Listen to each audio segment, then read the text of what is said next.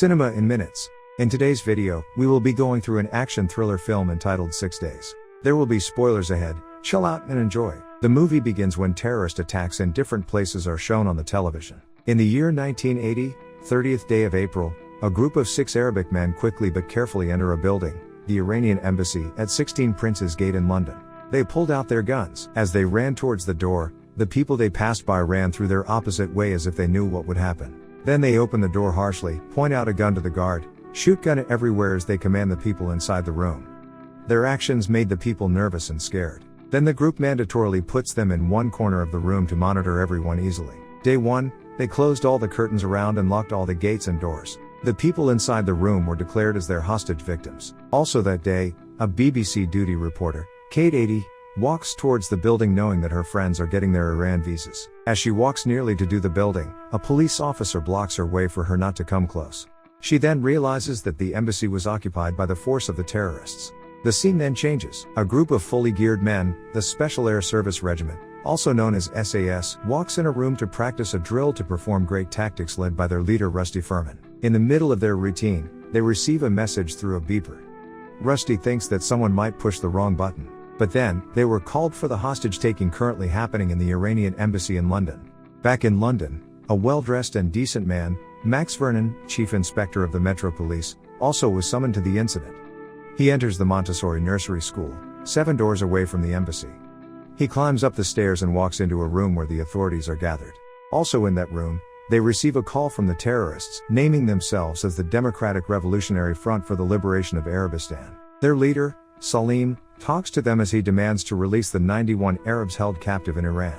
In addition to that, they threaten the authorities that if their demand were not met, they would kill a hostage tomorrow noon. Then the call was hung up.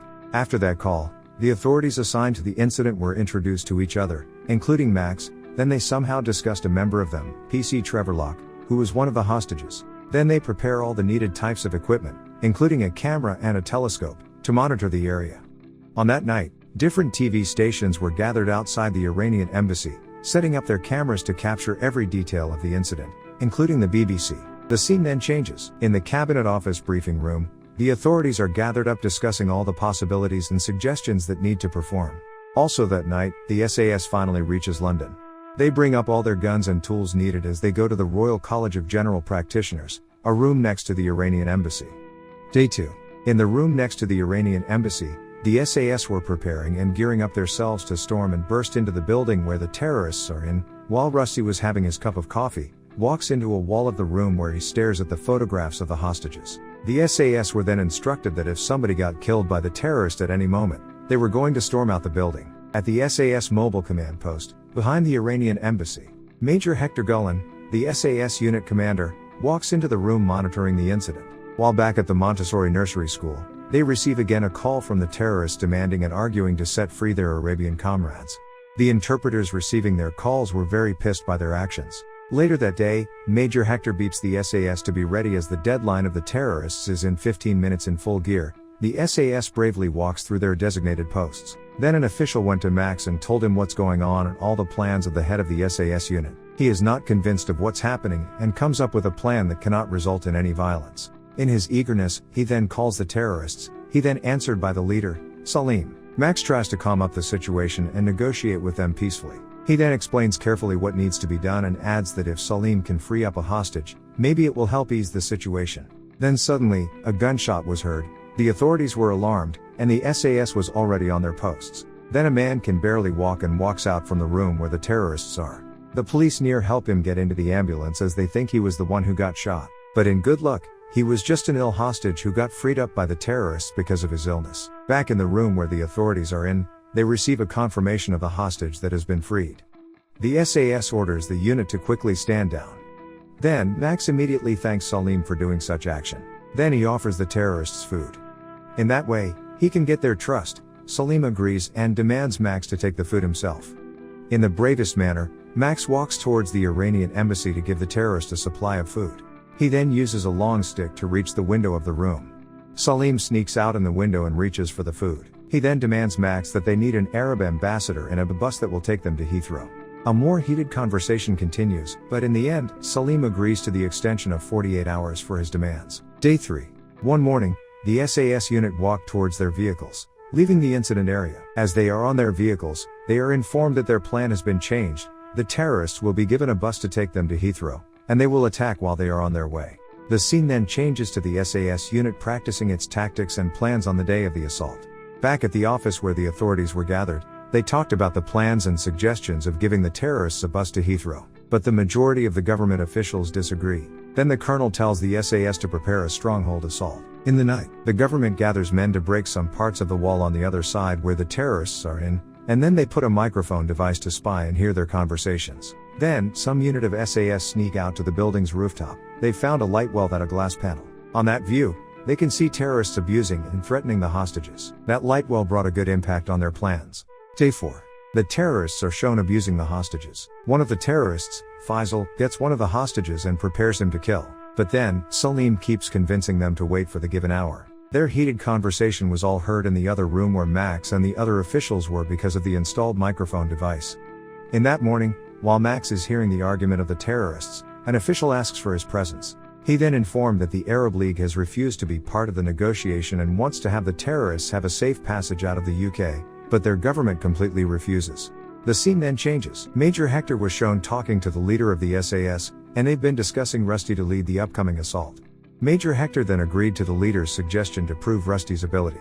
Also that day, Salim calls Max. He angrily asks for the demands he requests, and Max answers him calmly that the ambassadors are on their way but will take more time. But little did Salim know, that was a false truth. He also tells him that their army is preparing to attack them as they hear noises outside and through the walls. Max did his best to make him feel at ease, and he made the drilling and chirping of the walls stop. In addition to that, Salim asks for more, and he then requests to speak to the BBC, but then Max tells him that it needs a day or two to grant. In the middle of their call, Faisal tells Salim that they cannot ask for an extension. Later that day, the SAS team was gathered up and informed that they now had the approval to storm the embassy if proof of murder had been confirmed. Day 5. In a covered area, the SAS team is shown practicing their plans, led by Rusty. Gunshots and explosions are heard throughout the area. Carefully, they were able to execute each plan and clear each room. Their goal is to save more hostages. The scene then changes as the SAS team prepares for their assault. They geared themselves and gathered all the guns and pieces of equipment they needed, and then they went immediately but carefully to their designated posts. As instructed, they will just wait for Major Hector to tell them when it is ready to storm out the building. 6 o'clock on the evening arrives. Max and all the other officials are watching the BBC News as they wait for them to read the request of Salim. They were alarmed as the BBC doesn't read fully what Salim wants the world to know, and the SAS team was also informed to get ready. Max is very hesitant to answer the phone rings, thinking what Salim would say and do because of what happened. But in luck, as he answers it, Salim thanks him for what he has done. He also added that they were very happy that the BBC read it fully. To show gratitude, Salim releases 2 more hostages that day. Also that day, the SAS team stood back due to the order of Major Hector. Day 6. An interpreter was shown hearing and translating down the conversation he's been hearing. The terrorist is heard shouting. Then a hostage showed tied up in a staircase while Faisal was pointing a gun and threatening him. Outside the Iranian embassy, Kate was shown reporting on a live broadcast of the happenings in the area as well as the plans of the government. The scene then changes. Rusty was facing a wall with photographs of the terrorists. He then memorized the faces of everyone for him to prepare for the assault. He also tells his comrade to do the same thing as well. Back in the room where Max at. The phone rings again, and it is PC Trevor Locke. He then informs Max that they have a hostage tied up in the staircase. He convinces him that the terrorist will do what they say if their demands don't meet. Suddenly, Salim gets the phone and talks to him, and he demands a bus to get them to the airport. Then Salim went to the staircase and tried his best to calm Faisal and prevent him from killing the hostage. But a more heated conversation has come. Faisal got angrier. For that reason, he kills the hostage in 3 shots. The government officials, SAS team, Mr. Max, heard the gunshot. Max immediately waits for Salim to answer that phone to confirm who has been shot. Then Salim just says they can collect the body. Also, that day, the government made their unanimous decision, the military would take over. The colonel also requests Max to keep Salim talking through the phone to divert his attention while the SAS storm out the building. Then, the SAS team quickly prepared themselves and all the tools and equipment needed. And as planned, Max keeps distracting Salim as the SAS team storms out into the building. They plan to bomb the glass panel in the light well while the others are on the roofs and the doors waiting for the command.